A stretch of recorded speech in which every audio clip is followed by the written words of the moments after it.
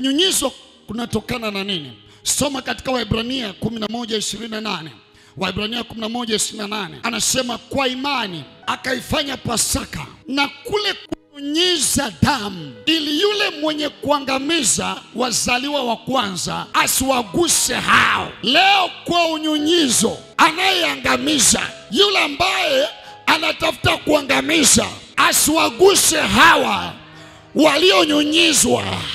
Baada ya unyunyizo leo, hautaguswa wewe. Unawezaje kulala barabarani and then lori linakuja and then unajipata kwenye mtaro? Akiwasha lori, yule taa mwenye lori anaonyesha kwamba siwezi kukanyaga breki. Mara nyingi ukiona mtu mwenye lori akiwasha taa, ni kwamba akikanyaga breki ni hatari zaidi.